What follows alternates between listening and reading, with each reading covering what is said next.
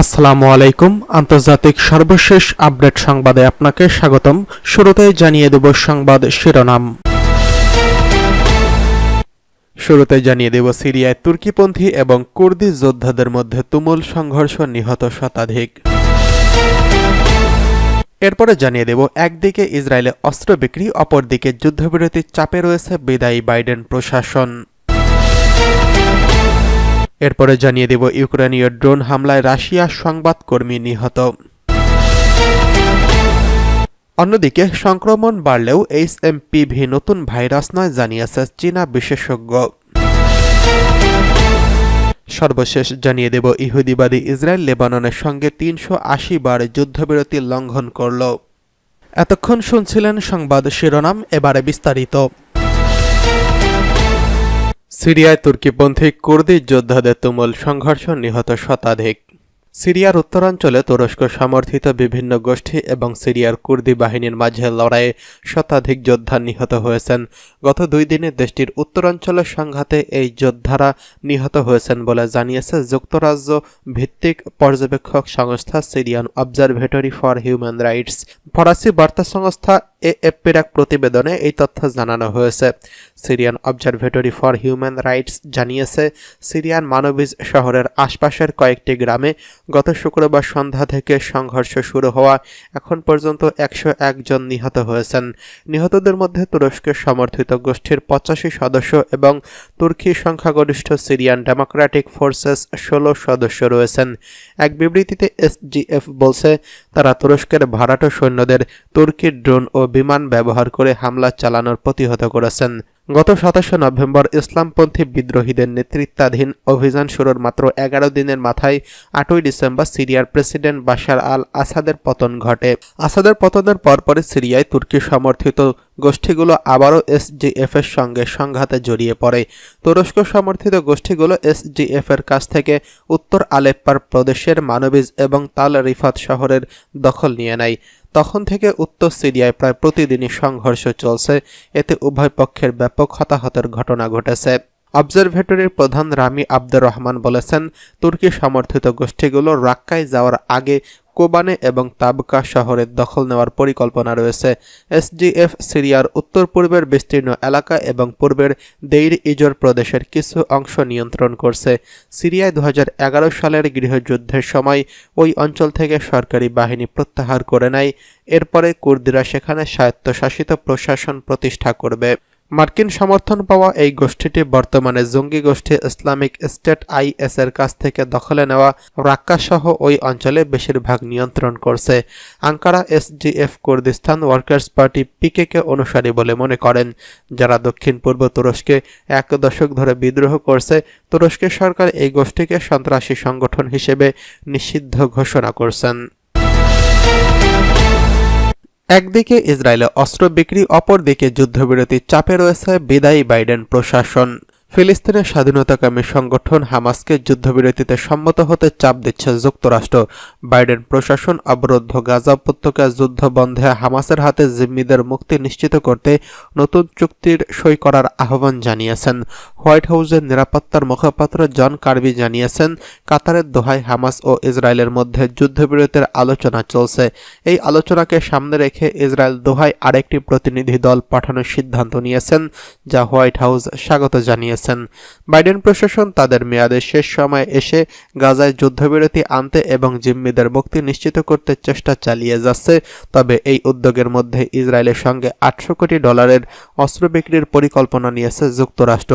মার্কিন সংবাদ মাধ্যম অক্সিওস জানিয়েছে, এই প্যাকেজ যুদ্ধবিমান, হেলিকপ্টার, সামরিক রসদ, ক্ষেপণাস্ত্র এবং ছোট ডায়ামিটার বোমার মতো অস্ত্র অন্তর্ভুক্ত। যুক্তরাষ্ট্রের প্রেসিডেন্ট জো বাইডেন বলেছেন, আন্তর্জাতিক আইন অনুযায়ী ইসরায়েল নিজেদের সুরক্ষা দেওয়ার অধিকার রয়েছে। ইরান ও তাদের সমর্থিত সশস্ত্র গোষ্ঠীগুলোর হুমকি মোকাবেলায় যুক্তরাষ্ট্র ইসরায়েলকে সহায়তা দিয়ে আসছে। যদিও বিক্ষোভকারীরা দীর্ঘদিন ধরে ইসরায়েলের কাছে অস্ত্র বিক্রিতে নিষেধাজ্ঞার দাবি করে আসছেন, তবুও যুক্তরাষ্ট্রের নীতিতে পরিবর্তন আসেনি। 2023 সালের আগস্টে যুক্তরাষ্ট্র ইসরায়েলের কাছে $20 বিলিয়ন অস্ত্র বিক্রির অনুমোদন দেয়। উল্লেখ্য 2023 সালে 7 অক্টোবর গাজায় হামলা শুরু করে ইসরায়েলি বাহিনী। এরপর থেকে 15 মাস ধরে চলমান এই হামলায় 45,717 জন নিহত হয়েছেন বলে জানিয়েছে গাজার স্বাস্থ্য মন্ত্রণালয়। এছাড়া 23 লাখ মানুষ বাস্তুচ্যুত হয়েছেন এবং সেখানে দুর্ভিক্ষ পরিস্থিতি তৈরি হয়েছে। এদিকে ইউক্রেনীয় ড্রোন হামলায় রাশিয়ার সংবাদকর্মী নিহত। ইউক্রেনের দোনেস্ক শহরের কাছে ইউক্রেনীয় বাহিনীর ড্রোন হামলায় রাশিয়ার সংবাদপত্র ইজভেস্তিয়ার এক সংবাদকর্মী নিহত হয়েছেন। শনিবার ইজভেস্তিয়া কর্তৃপক্ষ এমন তথ্যই জানিয়েছেন। দৈনিক সংবাদপত্রটির টেলিগ্রাম চ্যানেলে বলা হয়েছে, ইজভেস্তিয়ার ফ্রিল্যান্স প্রতিনিধি আলেকজান্ডারের বহনকারী একটি বেসামরিক গাড়ি লক্ষ্য করে ড্রোন হামলা চালিয়েছে ইউক্রেনীয় বাহিনী। যোগাযোগের সুনির্ধারিত ক্ষেত্র থেকে অনেকটাই দূরে গিয়েছিল গাড়িটি। ইজভেস্তিয়া কর্তৃপক্ষ বলেছে, গাড়িটি রাশিয়া নিয়ন্ত্রিত দোনেস্ক অঞ্চলের প্রধান শহর দোনেস্ক এবং উত্তরের হরলিপকা শহরকে সংযোগকারী একটি হাইওয়ে দিয়ে ভ্রমণ করেছিল। রাশিয়ার পররাষ্ট্র মন্ত্রণালয়ের মুখপাত্র মারিয়া জাখারোভা মন্ত্রণালয়টিকে ওয়েবসাইটে প্রকাশিত প্রতিক্রিয়ার এই ঘটনার নিন্দা জানিয়েছেন। একে ইচ্ছাকৃত হত্যাকাণ্ড বলে উল্লেখ করেছেন তিনি। জাখারোভা এই ঘটনাকে ইউক্রেনের প্রেসিডেন্ট ভ্লাদিমির জেলেনস্কি সরকারের ধারাবাহিকভাবে চালানো রক্তাক্ত নৃশংসতার আরেক জঘন্য দৃষ্টান্ত বলে উল্লেখ করেছেন। জাখারোভার অভিযোগ, জেলেনস্কি সরকার তাদের মতাদর্শিক বিরোধীদের নির্মূল করতে প্রকাশ্যে বিভিন্ন সন্ত্রাসী কায়দা ব্যবহার করে থাকে। এর আগে নিউ ইয়র্ক ভিত্তিক অলাভজনক প্রতিষ্ঠান কমিটি টু প্রোটেক্ট জার্নালিস্টের দেওয়া তথ্য অনুযায়ী 2022 সালে ফেব্রুয়ারি থেকে ইউক্রেনের রাশিয়ার পুরোদমে অভিযান শুরু করার পর এই কমপক্ষে 15 জন সাংবাদিক নিহত হয়েছেন। রাশিয়ার বার্তা সংস্থা RIA বলছে, গাড়িতে তাদের 2 জন প্রতিনিধি ভ্রমণ করছিলেন। ওই সময় তারা আহত হয়েছেন। দোনেস্কের স্থানীয় একটি প্রকাশনার সঙ্গে যুক্ত 2 সাংবাদিকও আহত হয়েছেন। সংক্রমণ বাড়লেও HMPV নতুন ভাইরাস নয়, জানিয়েছে চীনা বিশেষজ্ঞ। বেশিরভাগ ক্ষেত্রে HMPV সংক্রমণ মৃদু হয়, তবে কিছু শিশুর সংক্রমণের উপর নিউমোনিয়া হতে পারে। শিশু, বয়স্ক এবং রোগ প্রতিরোধ ক্ষমতা কম এমন ব্যক্তিদের নিবিড় পর্যবেক্ষণে রাখতে হবে। দীর্ঘস্থায়ী জ্বর, দুর্বলতা, কাশি এবং শ্বাসকষ্টের মতো উপসর্গ দেখা দিলে দ্রুত চিকিৎসকদের শরণাপন্ন হতে হবে। সম্প্রতি চীনা চেচিয়াং ইউনিভার্সিটি স্কুল অব মেডিসিনের চিলড্রেন্স হাসপাতালের শ্বাসতন্ত্র রোগ বিভাগের প্রধান থাং লানফাং জানিয়েছেন এসব তথ্য। এই ভাইরাসের জন্য নির্দিষ্ট কোনো অ্যান্টিভাইরাল চিকিৎসা বা টিকা নেই বলে উল্লেখ করেছেন চীনের বিশেষজ্ঞরা। যুক্তরাষ্ট্রের রোগ নিয়ন্ত্রণ ও প্রতিরোধের কেন্দ্রের CDC নির্দেশনা অনুযায়ী চীনের বিশেষজ্ঞরা যত্নের উপর জোর দিয়েছেন। এর মধ্যে রয়েছে বিশ্রাম, হালকা খাবার এবং উপযুক্ত পোশাক। প্রতিরোধমূলক ব্যবস্থা হিসেবে মাস্ক পরা, নিয়মিত হাত ধোয়া, পর্যাপ্ত বায়ু চলাচলের ব্যবস্থা রাখা এবং জনাকীর্ণ স্থান এড়িয়ে চলার পরামর্শ দেওয়া হয়েছে।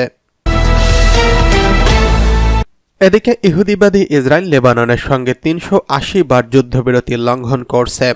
লেবাননের সঙ্গে যুদ্ধবিরতির চুক্তিতে পৌঁছানোর 40 দিনের মধ্যে ইহুদিবাদী ইসরায়েল 380 বার ওই চুক্তি লঙ্ঘন করছে।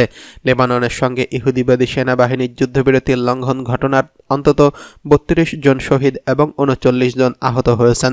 পার্স টুডে জানিয়েছে, দক্ষিণ লেবাননে অবস্থিত জাতিসংঘের শান্তিরক্ষা বাহিনী ইউনিফিল ঘোষণা করেছে, ইহুদিবাদী সেনাবাহিনীর যুদ্ধবিরতি লঙ্ঘনের পর ইসরায়েলি সেনারা বুলডোজার দিয়ে সে দেশের দক্ষিণাঞ্চলীয় আল লাবুন সীমান্ত এলাকায় লেবাননের সীমান্ত সেনাবাহিনীর পর্যবেক্ষণ টাওয়ারটি ধ্বংস করে দিয়েছে।